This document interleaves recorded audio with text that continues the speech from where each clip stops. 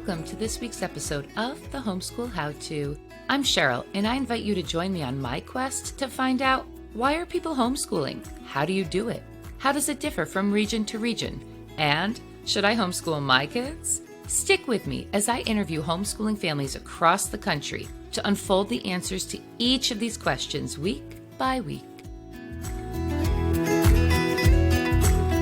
Welcome. With us today we have Anna from Schroeder Hillside Farm. Anna, thank you for being here. Yeah, I'm glad to be here. So little disclaimer, we do know each other. We met at a homeschool playgroup, so you obviously live in New York as well. Yeah. So you feel the pain that we all Right. But tell me how many kids you have and what their ages are. So I have 4 kids, ages 3 through 10 are their age ranges. My oldest is going into 5th grade, and then I'm homeschooling 3 so far. Okay, but they're all going to be homeschooled. Yeah, they're all homeschooled, Okay. but Yeah, the youngest, obviously, I'm not doing anything with really, right. other than fun stuff. Yeah. So what got you into homeschooling? You were homeschooled yourself? Yes. Both my husband and I were homeschooled growing up, K through 12. And so we knew when we got married, we both enjoyed being homeschooled and that we wanted to do that with our kids. So that was basically how we got into it. For us, like public school or other traditional school would have felt weird because it wasn't our normal. And it's kind of interesting because like my mom, she only started homeschooling us because my sister was not doing well academically in the public school system, and she thought homeschoolers were weird. Just like, I don't want to do that. I'm going to have weird kids. But my dad was like, she's doing so bad. We can't possibly do worse. Let's just try it. And they didn't stop. So did your mother end up liking it or finding a lot of benefits to it? So it started out for the academic reasons that she homeschooled, and then it just started building where like they saw the family benefits and they saw the spiritual benefits and character, and it just kept building where she went from a reluctant homeschooler to like a kind of a homeschool advocate. They ended up being homeschool leaders, and she had ended up doing it for I think 18 years or 16 years. Because there's 16 years between my youngest sibling and my oldest sibling. Wow. So what are the age ranges of your siblings? So my sister is 4 years older than me, and she is 38. And then my youngest sibling is 22. So she's done now, but she homeschooled from when my sister was in 4th grade all the way up until my youngest sibling was 19, because he graduated a year later. So were you in the public school system at any point in time and then No. taken out? No, you were so never the year in. my sister started homeschooling would have been my first year. And when you look back on it now, like you said, you and your husband are choosing to homeschool because you enjoyed it. Did you enjoy it at the time, or did you wish you were in public school at certain or even, any traditional school setting at any time, and you kind of retrospectively look back on it and are like, oh no, that was better at the time? Did you feel that way though? I never wanted to go to traditional school. I am kind of an introvert person. I did have some friends that were in public school, and I didn't really see the benefits for them. A lot of them, they were in school all day, and then they had after school extracurriculars, whether it was sports or drama. So they were in school all day, then they stayed at the school for their extracurriculars, then they had homework, and they squeezed in chores and went to bed. So I felt like they didn't have a life during the school year. Yeah. And then sometimes they were running to extra things that their parents did too in the evenings.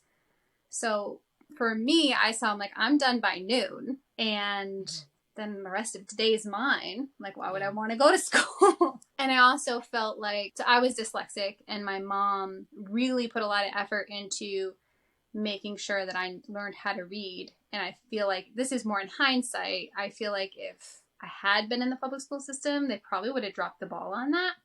There was a point where my mom's like, well, would you like to go to the local Christian school when I was in high school? And I was like, no, I'm fine with being home. How was the socialization aspect? Like, how did you make friends? Or, you obviously found a husband, so You were able to talk to people somewhere along the line. But how Right. was that growing up? Did you feel like you were missing out on anything, or did they have things like the play groups and stuff that they do now and different So things? it's kind of funny because my husband and my experiences are like total opposites.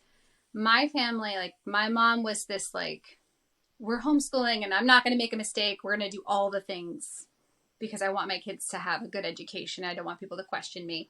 So we were involved in all the groups. We did the local soccer. We did 4-H, church groups. I was on swim team at one point. So we did a lot of things. And to some extent, I almost feel like we did too much. Like if there's something I could go back and change, I'm like, there's a few things I wouldn't do. Because we did run a lot for a period of time. My husband, on the flip side, they did hardly anything with the homeschool group. They went to a couple potlucks. He had made a few friends, but they really weren't involved. So even though we were in the same groups, I didn't actually meet him until he was an adult and we met through mutual friends. And he wishes that his family was more involved. And I'm kind of like, well, we could have been a little less involved. Yeah. And there's like never a way to know, because the one thing that your mom decided to not put you in, that could have been what you really loved doing. So yeah. It really is hard. Now, how do you navigate that with your children? You have 4. I would imagine that is harder. And I know they're younger, but, well, not all of them. I mean, you could be doing stuff every night of the week right now if you chose to. How do you manage that in your family? So I try to have 2 things a week that we go to. Usually one of them's church. And then another one is usually a co-op or like wilderness kids, or sometimes we just have friends over or meet up at the park. For my kids, they're again a little bit more on the introverted side. That feels like enough for them. If my kids were more extroverted, I think I'd probably want a few more things. But that's more of like kid dependent, I suppose. Yeah. And in New York, we can't do like the school sports with them. Are there things that you've found with your kids that you are still able to do that aren't school sport related? Yeah. So we did try community soccer that you can sign up for. I have found for our family that like organized sports are not their favorite thing. So our kids are the ones that are like, you're dragging their feet to go. So we tried it, but they didn't really like it. All right. I have to ask you this. Since I started homeschooling with actual curriculum with my 5-year-old, okay, now I'm like in it. Before it was just me talking to families, like asking the traditional, like, what do you do for socialization? And now that I'm in it, what do you do when your kids are just kind of like not in it? And I get that a lot of homeschooling families will tell me, oh, okay, we'll take a break. All right. You don't have all day to take breaks, though. We do want to like get it done so that we can go enjoy ourselves. Do you have any tricks of the trade to just get your child to like focus for a few minutes and get the work done? When my kids were little, especially my oldest, I felt like he got distracted like after every problem. It was like he'd be halfway through a math problem and staring out a window.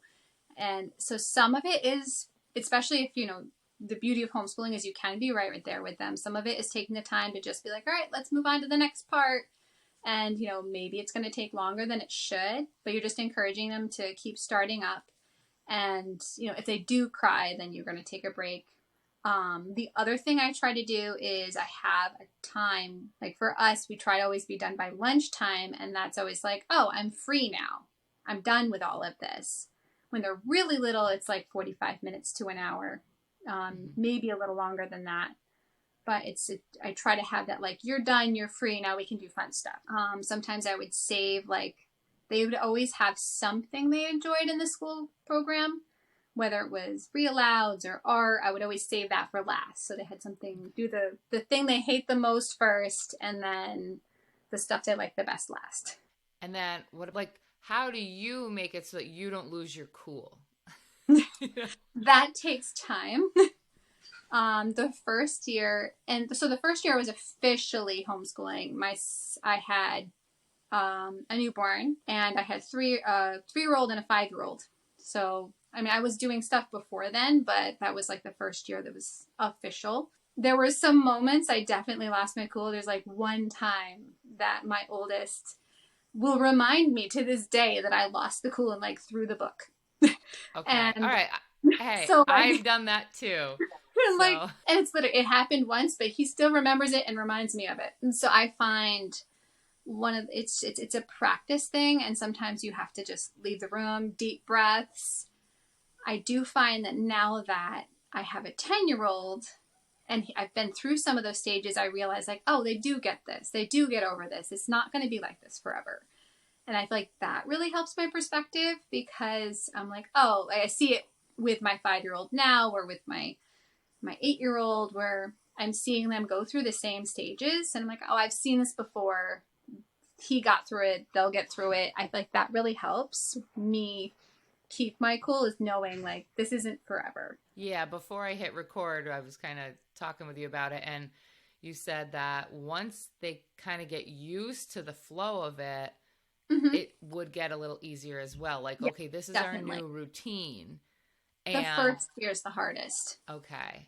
And like even in if they were in a traditional school, I'm sure any teacher could tell you that too. The first Mm-hmm. week or two are going to be really A little really bit hard. hard trying to get all of the kids into their new routine. So that does make Yeah. sense. Yeah, and it's not like the things that I'm doing are any torture, you know. Um, but and I've battled back and forth with like, oh, should we just do the unschooling approach, or should I just wait to do until you're ready to learn to read? And I'm really more doing Yeah. just phonics stuff. But I said to him, I use because he's into like cars and mechanic stuff. I'm like, Mm-hmm. listen, if you do you like doing oil changes on cars? Does anyone want to do that? And he's like, Yeah. no. I mean, I don't know if he really knows what I'm talking. I think he's seen my Yeah. husband change the oil on the four wheelers and the tractor and Mm-hmm. that. So I'm like, okay, yeah, you don't like doing it, but it has to be done in order for the tractor to run. So Yeah. therefore, we have to learn the fundamentals of reading before we can actually go ahead with the learning. So like this is the Yes. tough part. Let's try this. So I feel like if I didn't do this stuff with him now, it might be harder to get him to learn to read Yeah. when he is ready. So there is, I've read in, because of being dyslexic, and my oldest has dyslexic tendencies. He's not diagnosed officially, but I'm pretty sure he is. Um, I've looked into a lot on the science on reading, and what they see is if a kid is going to struggle to learn to read, that it's important that you teach them earlier rather than Okay. later. So Interesting. the kids that are Why? with learning later, they're the ones that don't have problems learning to read. Okay. So like in some countries they don't start until 7, but most of the kids that don't struggle, they're not gonna have a problem no matter when they learn.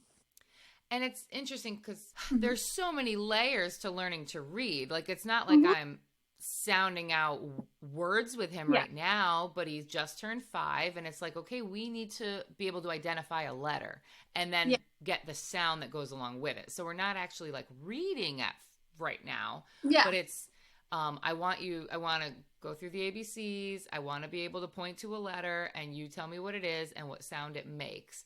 And Yeah. even that is, I mean, I feel like we've been working on this for 2 years, but if he Yeah. wasn't ready before, that's fine. And even if he's not ready now, it's fine. It's just like presenting it to him over and over and over so that when it Yeah. does click, like swimming just clicked for him. I mean, I had Mm-hmm. him in swim lessons last year and again this Yeah. spring and this past winter. And I was like, oh my God, he is not the swimmer in his little class of 5. I was like, oh, But they geez. get He's it. just sitting. He's sitting there just jumping on the platform. He's not paying attention to what the instructor's Mm-hmm. saying. I'm like, oh, this is terrible. Um, but we have a pool, and once it got opened, it's like within a week he's swimming, he's in the deep end, he's diving down to the bottom of the deep end to get the little Oh like wow. fishies that you throw in. I'm like, where did this come from? So I'm hoping reading goes like that. They might be similar. I hope Yeah. so. And each of my oldest, it felt like, pushing a wheelbarrow, to some extent with learning to read. And he is reading fine now. He still doesn't enjoy it. It's not like he doesn't just like to read for fun. He likes to be read too. My Okay. next one down, it came so easy to her. It was just night and day. And she enjoys it. She was very like, oh, I can read a new word. And then she'd be practicing spelling words before we were even working on that. So some of that is the kid. So some kids, you're going to feel like you're pushing them uphill, but they'll get it eventually. And then other kids, it's just going to be easy for them. He is much better at math, though. And I feel like that's a thing, too. Yeah, like it's either one or the other that they're strong in. Yeah. How do you incorporate your farm? Do you incorporate your farm into your homeschooling? So that's more of it's more of just like a routine thing. Like it's not like into the homeschool seat time, but it's more like, oh, we're going to go out and weed the garden. It's just part of our day. So like I have our book work time and then the rest is just life, but I'll include it if I'm doing like quarterly reports. Yeah, I need to incorporate weeding into my day, apparently. It's bad. I just started a garden 3 years ago, and it stinks, like, especially where we live. Maybe it's like this everywhere because of the seasons, but you only get one shot, and then whatever you mess up on, like, you can't try again really until next year. You have to write it down someplace and remember where you wrote it. Someone told me to put paper bags underneath, like when, I don't know, in between, so that they're biodegradable and they're supposed to keep the weeds away. Mine didn't. I don't know, whatever. I just put the dirt over it, but the dirt over it had weed seed in it. Weed seeds. Or if they blow into it when the dandelions come. Oh, yeah. It's terrible. I spent all this time putting the paper down, and the weeds are terrible. I do find it helpful with the weeds to plant things close together, as close as you're allowed to, because any bare patch of dirt, a weed's going to grow into anyway. Especially with a baby. It's like she doesn't let you just set her down so you can go weed, and you can't put her in there with you. She'll be pulling everything out, and then my son's in there with me, stepping on the actual plants. I'm like, this is... All right. This is a test year 3. Yes. So what kind of curriculums are you working with, and have you worked with and did like or didn't? So when I was homeschooled, my mom mainly used Abeka. And at the time, it was kind of like Abeka, Bob Jones. There were a few other things, but that's really what was available at the time. They're not bad curriculums, but for myself, I use a more eclectic approach to homeschooling, where I like to pick and choose different things, and I wanted things that were more tailored to the homeschool environment. So for math, I use Matthew C. up until about 3rd grade, and then I switch over to Saxon Math, which my mom did use that one. And then for language arts, I use all about spelling, all about reading, and essentials in writing. I have also used Handwriting Without Tears, which now that my kids have done the first few workbooks, I feel like I can just give them something to copy down. I don't really need a workbook for them anymore. Once they know how to do their letters, you don't need to keep buying the workbooks. History, I've done Knotgrass history, and I really liked their history for elementary, but they only had 2 years of elementary. So this year we're using Beautiful Feet books for history, which I'm excited about because it's all literature based. And I do find the kids just remember things better when it's like in story form. Yeah, than if you're just, adults this too. happened in this year. And science, we're using Apologia Science, which is it's a Christian based curriculum that uses kind of a Charlotte Mason-y approach. And I like it because I can combine all of my kids into one. As they get older, they'll have their individual grades, like once they get into high school. But for now, we just kind of read it aloud together and do this experiments together. So I only have one for all of the kids, which is nice. Okay. I'll link everything in the show's description too. For right now, I'm just doing the phonics, which is a Haggerty, it would be used in actual school type thing. And then the All About Reading and the Good and the Beautiful for math. So I'm just doing that. They all say they should take 10 minutes. With a 5-year-old, it takes at least an hour. Is there more that you did with your kindergartners or 5-year-olds or less? Like, we're not doing any science. I mean, other than just being like out and play and like we'll talk about things, as like the garden and the weeds and that sort of stuff. Yeah.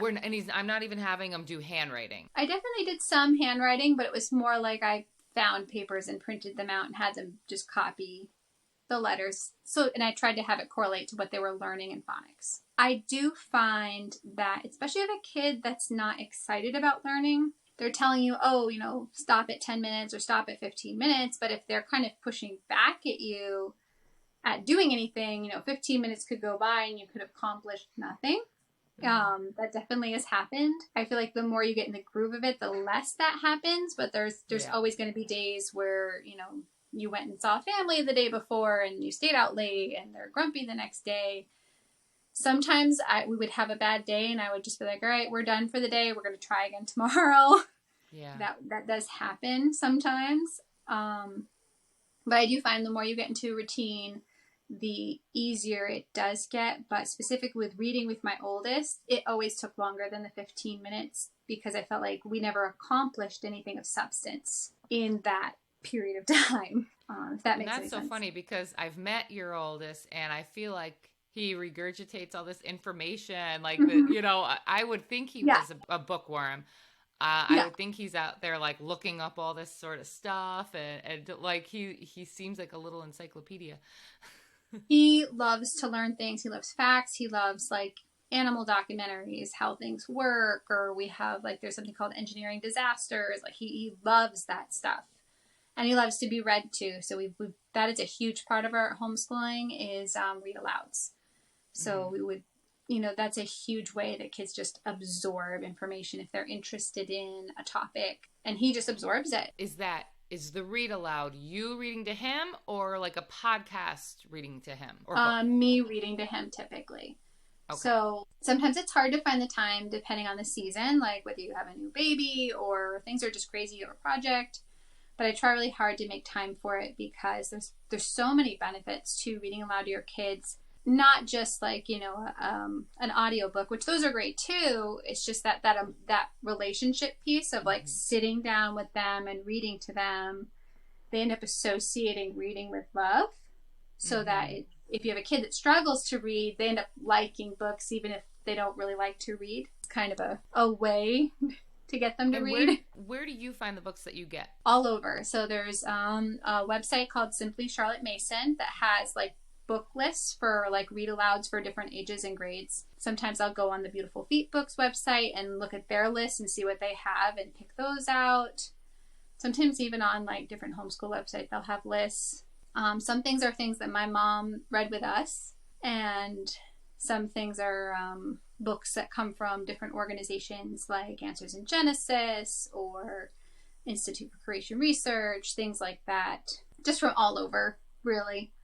I don't actually go to the library a ton because I find my kids are rough on books. So if I find a book that I know that we like, I often will find it used somewhere because I know that they're going to want to look at it over and over and over and it's going to get beat up.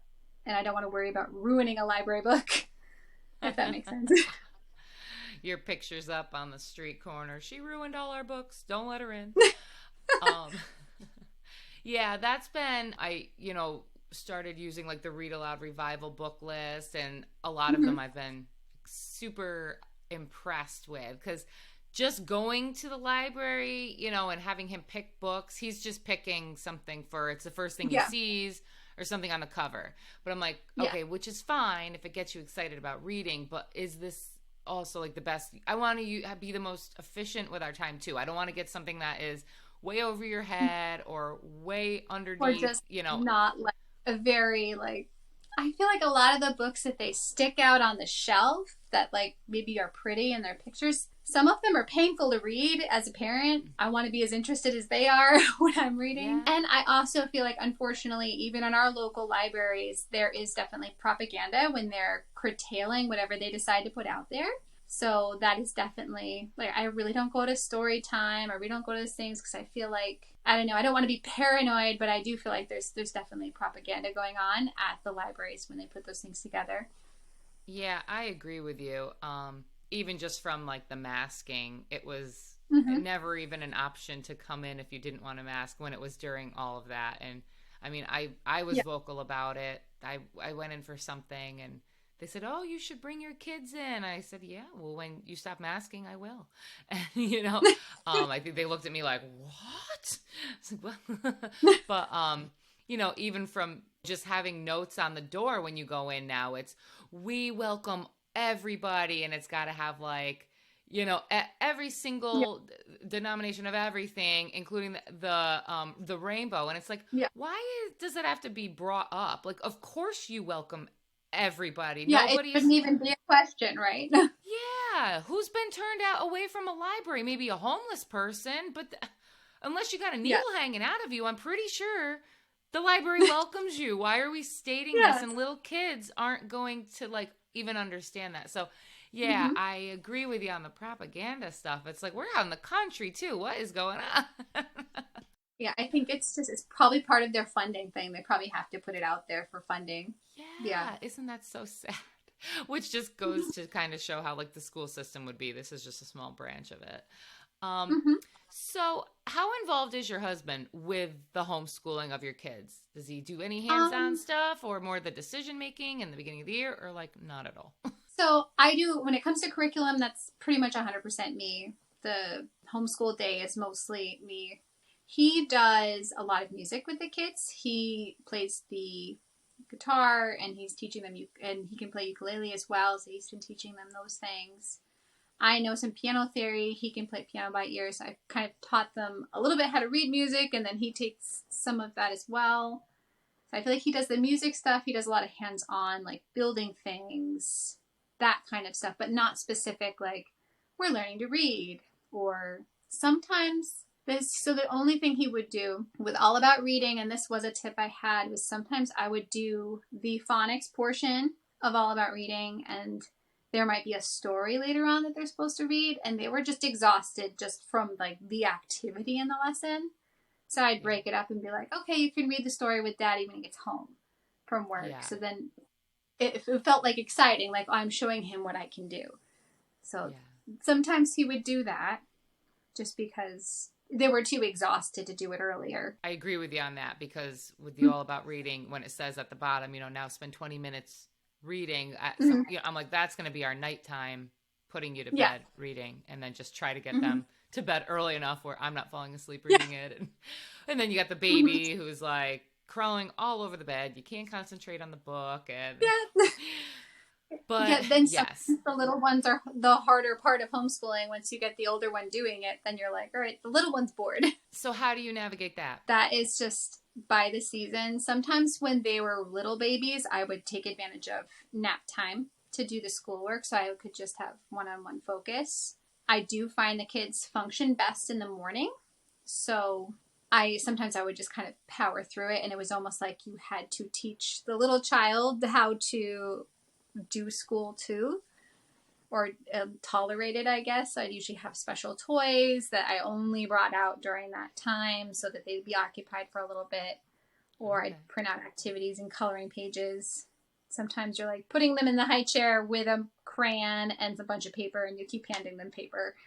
Oh, that's a good idea. Play-Doh. Yeah, right. My daughter is 11 months now, and she Yeah. still is very much like doesn't really want to be put down. I feel like Mm-hmm. I guess because I nursed her. I don't remember Yeah. my son being like that, but he was bottle fed.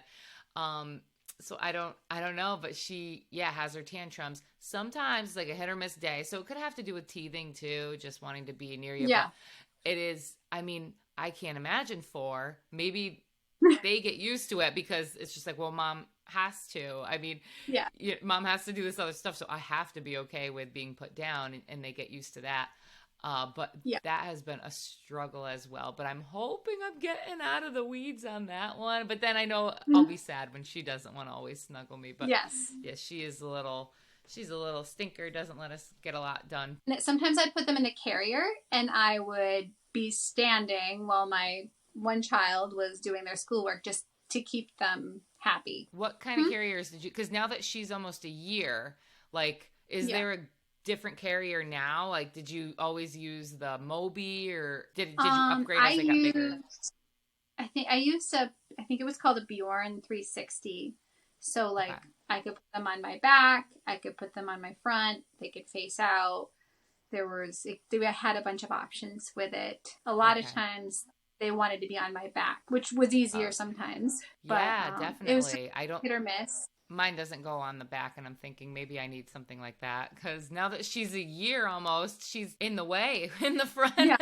With my daughter, she actually learned how to write really early because I took like printed like number and letter sheets that you would trace and put them in a bunch of page protectors, put them in a folder, and gave her dry erase markers. And she would go through the whole thing, initially just scribbling on it, but eventually, by the time she was like 2.5, she was tracing all the letters and writing her own because she liked to color while we were doing school. That's awesome. Yeah, Treehouse Schoolhouse has a similar thing that you can like, she recommends that, like the menu options. What do you use to wipe that stuff off with? I try really hard at the end of the school day to take like a washcloth and not wet, just dry and wipe it off. Okay. If I forget, then I'd have to painfully go through with a wet one and clean each page up. Yeah. But sometimes like you're like, okay, getting peace now to do school and it's going to take me a little longer later, but it's worth it. I just wanted to take a moment to thank you guys for checking out my podcast. It has been so cool to be able to interview these homeschooling families and learn myself and then extend it to you all. And hopefully you're learning right along with me. Thank you to all the people who have posted reviews. The reviews really help. It kind of boosts us when people go to search for things like homeschooling. I want to just give a couple of shout outs, if you don't mind. Chelsea Raybay, thank you so much. You wrote favorite podcast. So far, this is my favorite homeschooling podcast. I've listened to a bunch. I'm a new homeschooler, and this is by far the most informative. Well, thank you, Chelsea. I love listening to the real world thoughts, opinions, and hearing answers to the questions I've been thinking myself, not just making me feel bad for not knowing all. Well, Chelsea, thank you so much. I started it for people because I was listening to podcasts and kind of getting down on myself. Like maybe I'm not equipped to do this because it does feel like everybody knows more than I do. Tanya BK, you wrote, this has been the most useful podcast. Questions you've asked are exactly what I had in my head. And the noise from other people around us who just don't get it, they don't bother me as much. Thank you so much for doing this. Well, Tanya, you are welcome. And lastly, MDCDD wrote, great podcast to learn about homeschooling. I was looking for podcasts about homeschooling to listen to as I will be starting to homeschool my kids, and I found this great podcast. Every episode has been a great listen and so informative on different perspectives of homeschooling. I look forward to listening to new podcasts. Keep up the great work, Cheryl. Thank you guys so much. If you want a chance to get your review read on the air, please hop over to Apple Podcasts or Spotify. I really appreciate the reviews, taking the time out from your day to let me know what you think, whether it's good or bad. All of it helps me. Oh, I almost forgot the review from RustyButt112243450. Thank you. Very informative, and the sound quality is great. Keep it up. Well, thank you, Rusty Butt. I'll do just that. Yeah, because one of the books like that my son has that you rewrite in, it comes with like a, I don't know, it looks like a Windex type of thing. And I'm like, that can't be good for them. But I tried like just water and that didn't come off. I'm like, there's got to be something that the homeschool community uses. I think people use vinegar or rubbing alcohol a lot of times. Okay. I find if you can get it like within a short period of time, like when you're done with school and you can just wipe it off, for the most part, it comes right off. Do you guys have animals on your farm? Just plants right now. Once we're actually moved over, because we live in our house and then our land is in a different town. Once we're moved over there, we've talked about getting like chickens or even like a couple grazing animals. And if anyone were to follow you on Instagram, which I recommend that you do, your bouquets that you do are just gorgeous. And I also love the videos that you put on of kind of like the how to change the oil in a tractor. You know, these little how to videos with the kids all helping. And I love that. I think that's why my son loves, I probably shouldn't even admit that I let him watch this on YouTube, but Hudson's Playground. Hudson's Playground. Yeah. Yeah. Well, and he loves seeing like this kid do stuff with his dad in the tractor, and you know, your video kind of reminded me of that in the not so like flamboyant way that the dad's like, hi. I think he's trying to be like, I don't know, Blippy or something. I think it's working for him though, because I did look up at one time what he makes, and they have a lot of subscribers on that channel, like a lot. Yeah, so I guess it is worth it to run on stage for them anyway. I don't know if I would want that kind of persona. Yeah, I should ask him if he homeschools, Maybe he can come on, Hudson's dad. Um, There you go. but I do like that, your videos are these kind of like how to's so that Hmm. kids can learn that sort of stuff because, Yes. that is so much better than some of the Yeah. stuff that's out there. Do you do any sort of screen time with your kids? Do you allow it? So we do, it depends on the day. If it's a really rainy, yucky day, I'll let them have more screen time. If it's a really nice day, my kids will always ask because, of course, they're going to ask. I try not to let them have screen time on nice days because I'm like, well, it's nice outside. It might be raining and thundering tomorrow. Let's not waste the day. If it's like a really yucky day or a super cold day, I'll let them watch stuff. But usually I have DVDs and I have couple of YouTube channels that I'll let them watch. But I try really hard to limit it to ones where I feel like the language is pretty clean, the behavior is really good because I've noticed my kids will pick that up. Like even like sometimes people are rude to each other and it's in a joking way that's supposed to make like maybe an adult laugh, but kids pick it up and then they copy it. Yeah. So it's little things you don't think of until you have kids and you're like, oh, now my kids are saying things that are not kind to each other. Yeah, definitely. Um, I know it is hard. I notice my son asking for it more and more. And yeah, I'm like, Colin, where did this come from? I mean, it's a boy thing. I'm convinced of it. really? Okay, Hmm. because it's just an addiction. And how can you fault them when they see adults on their phones? Oh yeah. They probably associate it as the same thing. And, Hmm. it just, yeah, the little things. I don't know, but I do try to, okay, let's be conscious of what we can monitor. Do you do any sort of video games? 'Cause I haven't found any that I really like that The he is only willing to do. the only time that my kids do any video games is at my parents' house because my parents have, I don't know what system they have, but they have like Mario Kart at their house. So Oh, it's like nice. free at Old my school. parents' house. But Yeah. at our house, we don't have any video games. For a short period of time, I tried Khan Academy Kids, which is like supposed to be educational, but I always tried to make sure I was watching it with them. But Mm. there is also some sneaky propaganda stuff in there because it's like a free application. So I was like, no thanks. Let's not do this anymore. So I'm a little bit Yeah. hesitant about those free programs because I'm like, oh, what's the motive here? Right. Mhm. And I know somebody had told me, like, oh, yes, if you follow it back, Bill Gates's company is funding that. And Of course. I don't know. You don't know what to believe anymore or not. I don't know how Right. you confirm that. But He yeah, funds it a is lot of things. That wouldn't surprise me. true. Very true. Yeah. Oh, what else? Oh, so now growing up, did you have screen time growing up? So my parents did not my parents were like, so homeschooling and homeschoolers in general tend to be pretty religious. But at the time, I would say it was even more so, and there was a lot of very, very conservative homeschoolers.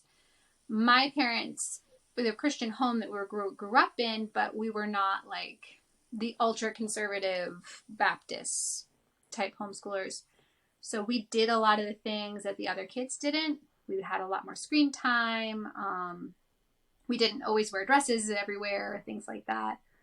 Um, and we did have video games, but I didn't really enjoy screen time as a kid. I mean, there were a few things I liked to watch, but it was never an addiction for me. Whereas, like, my sister, if she could have watched it 24/7, she would have. Like, it's just different personalities. I preferred to be outside, and if she was allowed to, she would be in front of a screen, and it didn't matter what it was. Um, Yeah, that's interesting. And I grew up where I could watch TV all the time if I mhm. wanted to. And I mean, Yeah. like you, I had a couple of shows that I really liked, like Full House and Saved by the Hmm. Bell, and Yeah. or like Nickelodeon would have, Nick at Night. And I remember watching I Love Lucy. They would have like Hmm. Lucy Tuesdays and Bewitched Be Wednesdays. And I mean, I Yeah. watched TV after school. I watched it before bed. It was like I didn't really know that there was. I mean, I grew up in the city though. I don't know if that makes a difference. It's not If you have like, less options for entertainment, like outside of the home, because yeah, you there can weren't and just play. kids there weren't like kids all around the neighborhood to play with or anything like that. Hmm. So yeah, I was enrolled in like dance classes, but if I wasn't at dance or I was watching TV, and Hmm. no wonder I had a weight problem back then. I was I was drinking soda, eating chips, and watching TV. So I'm Yeah. definitely trying to change it for my kids. But Hmm. it is funny because I think like, oh, okay, well, I still didn't turn out that bad. I mean, I made a life for myself, but I guess like, what is the goal when we try to say like we don't want to give our child screen time? And I think about that a lot. Like, okay, it could be by chance that I turned out okay. It could be other Hmm. factors. It could be, friends that I had and whatnot. But also there was, I feel like more of an innocence to what was on TV back then. Yeah. Maybe if I go back and watch it, I would feel different. But now knowing what I know now and stuff I see on the kids, things that are Yeah. supposed to be towards kids, it seems way more malicious than I Full think House. I think it is. There is definitely I have different eyes looking at some old school stuff. Even Yeah. like even like the Peanuts, you think it's like totally innocent. Yeah. Um I had gotten, I don't know if it was Charlie Brown Christmas or Thanksgiving, like all excited I was going to show it to the kids. And then I'm like realizing Lucy's calling them blockhead and things, and then my kid repeats it, and I'm like, oh, I don't know that I like that. Yes, we did that last Thanksgiving, and I was like, Mhm. "What? Where's the innocence?" So I think it just went over my head as a kid. I don't know. But as an adult, I see this stuff and I'm like, oh, I don't know what I think of this. Yeah, But and isn't yeah. that part of the push pull too? Like, how much do you not expose them to? Because one day Mhm. they're gonna go out into the world, and it's like, Yeah. well, I don't want you to have lived under a rock. I want you to know, like, what I don't know, that this Mhm. exists. It's Yeah. really hard parenting, and that's whether you homeschool or not. I mean, I think Oh, every yeah. parent has I that. think it's harder in a public school or any school situation where they're but specifically public school because I feel like the kids are exposed to more and there's more of that like, oh, what do you mean you're not watching this? It's not as acceptable to be different in a public school setting, I think. That's very true. And especially now that there's social media, which there Hmm. wasn't when we were growing up. Yeah, with like TikTok and whatnot. Oh, you don't have a TikTok account. And, oh, and like, yeah, Yeah, what are they there's definitely exposed I think to? more peer pressure in that setting with as far as like so we don't do the majority of Disney movies. We don't do a lot of different popular movies. My husband grew up in a family that pretty much thought that those things were evil. He's not at that point anymore, but he still doesn't really care for a lot of it. Yeah. So we've decided like if our kids really wanted to watch something, we would just look at it case by case and see Mm-hmm. like, all right, we'll watch it together, but we're not going to necessarily just be like, all right, we're not going to introduce it. Mm-hmm. But we figure there'll be some things that come up. I do try to read if there's like a classical literature that the movie's based on, and I'm like, oh, there is a book about Bambi and there is a book about Robin Hood. We'll read that instead, so they kind of know what it is, I guess. Okay. But Well, that makes sense. Yeah. I'm kind of thankful now that because that was a big deal for my husband. He's like, I don't want our kids watching Disney. At the time, I'm like, what? What do you mean? But now, in hindsight, I'm kind of glad that he put his foot down because of everything that goes on with Disney now. I'm like, oh, I Yeah. guess that's a good idea.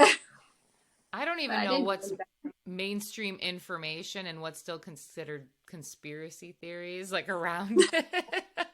Um, It's like, but there's just yeah. definitely, yeah, not good Mhm. stuff going on with Disney. They don't even uh, try to hide it anymore, really. yeah.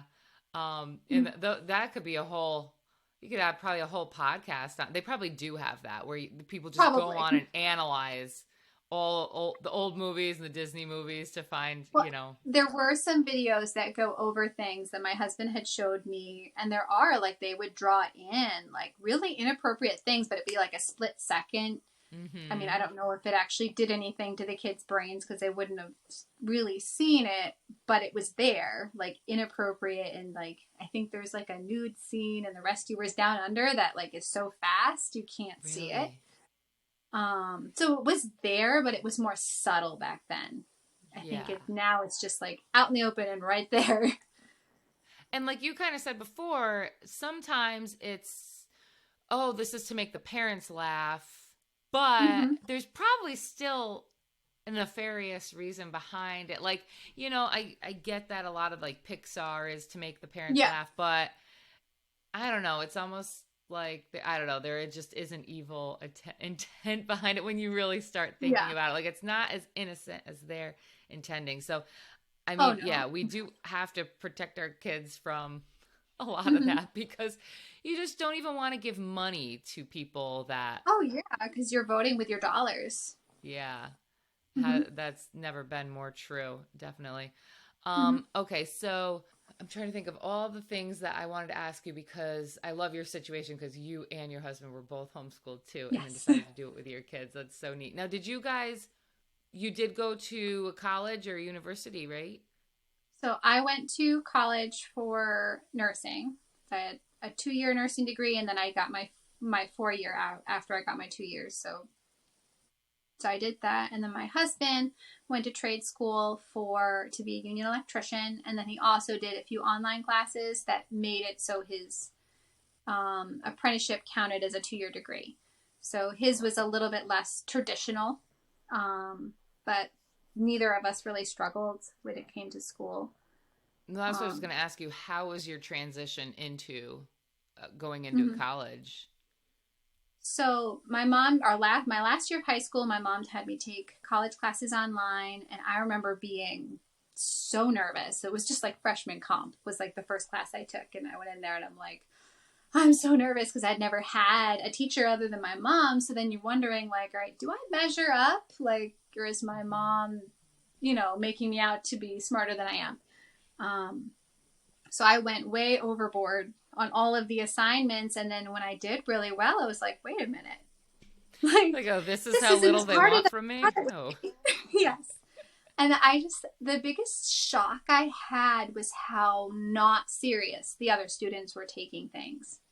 People would not show up, not turn in paperwork, or there was even one time where the professor was like, he would give you full credit back if you corrected your mistakes. And people just wouldn't do it. That just shocked me. Like, why wouldn't you? Right. And then I was probably one of those people. No, I would do that if it were that simple. Come on. There was one kid. I just remember this shocking me. I was 17 at the time, and I'm sitting next to him in class, and he asked me, "Oh, how was your weekend?" And I had gone paintballing for like a fundraiser with a local church. And I actually didn't really enjoy it that much, but I had some fun. And he was like, "Oh, I think I had fun, but I don't really remember it." And I remember just being like, why would you want to do anything that you didn't remember when you were done? It was a lot of that stuff where I was just like, what? The culture shock of all that. Yeah. So like the academics, that was a breeze for you. You're like, no, I have surpassed this. Even with the dyslexia and all that, the regular work came easy. It was just they told you what they expected of you, and as long as you did it, you pretty much got a good grade. Yeah. Nursing was harder because that was like drinking from a fire hydrant, and everybody struggled with that. But the regular run-of-the-mill classes were not an issue. So then, okay, I'm getting to the end of my questions here, but I'm glad this went full circle to kind of go through. You know that I'm kind of at the point where I'm like, okay, I have the career, and if I want to give, I believe, for me, it would be more mentally stable for me and my children to leave the career to homeschool. It was always probably an idea in your mind that was going to be what you did too. How hard was it to leave your career to homeschool? And do you have plans of going back once the kids are older? I think when I initially was like, oh, I'm going to leave, there was that thought in the back of my mind, like, oh, it's always going to be there. You're always going to be able to get a nursing job.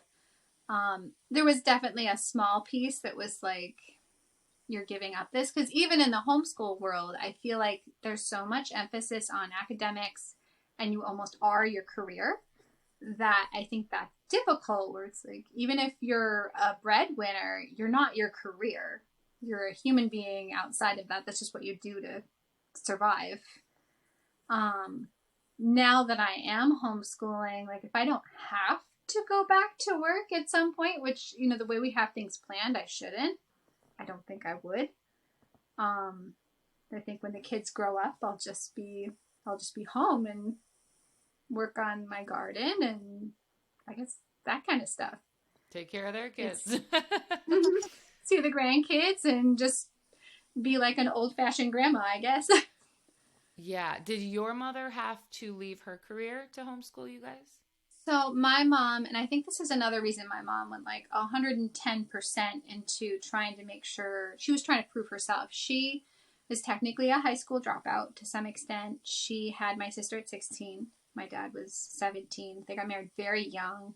There was a lot of like, you guys are never going to make it. And they're very stubborn people are like, we're going to show you. But I think there were a lot of naysayers when they said they were going to homeschool. And they're like, well, you can't do this. You just have a GED.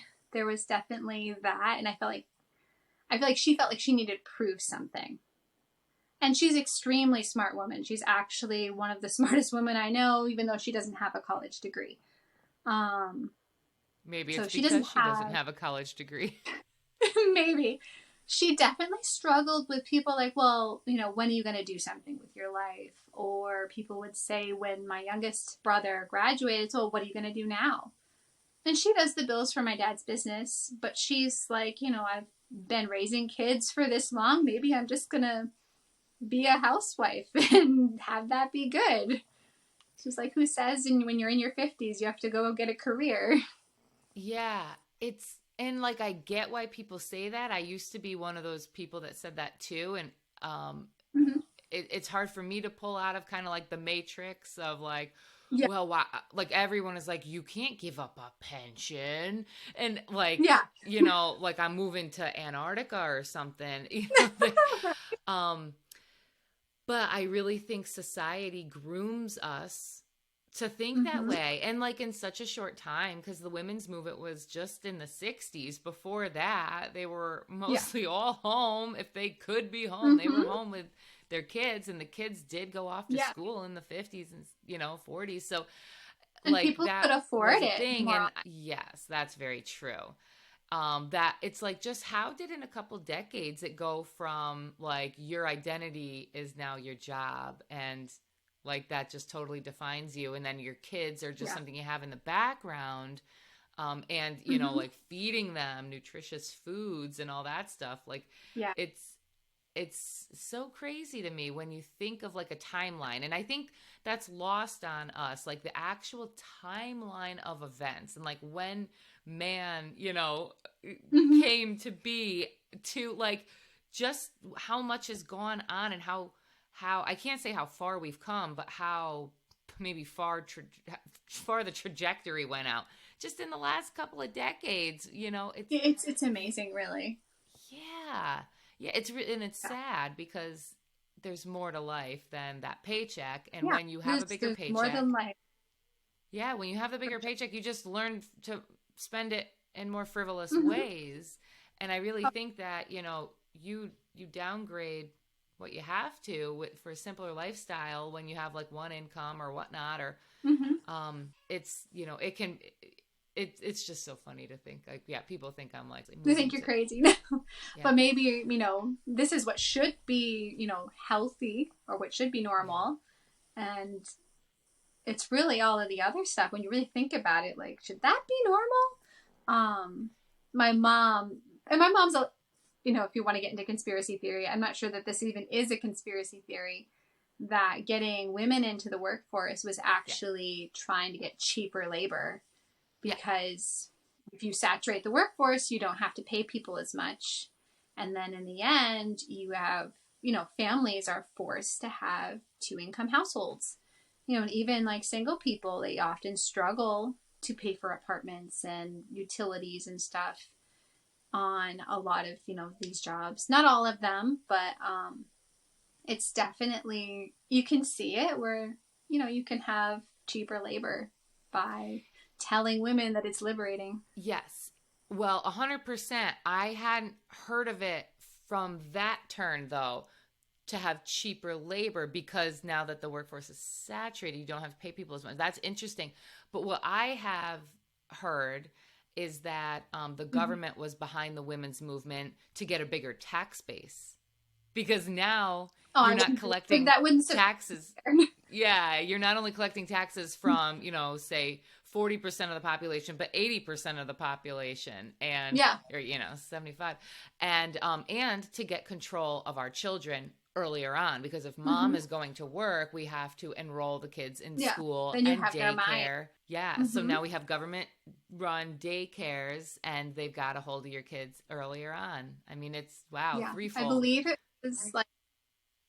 was like the Carnegies and the Rockefellers that were kind of Yeah. part of pushing to get that the women into the workforce because they wanted cheaper labor because they were more the whatever you call that, they were more the business side of things. Well, And then you yeah, have the and then government for the. and Rockefeller has said, he's been quoted Mhm. as saying, I want control of the children because I want Mhm. to bring them up just smart enough so that they'll take direction and be good workers, but not smart enough to outsmart their bosses. Yeah. And then Rockefeller is on all the textbooks.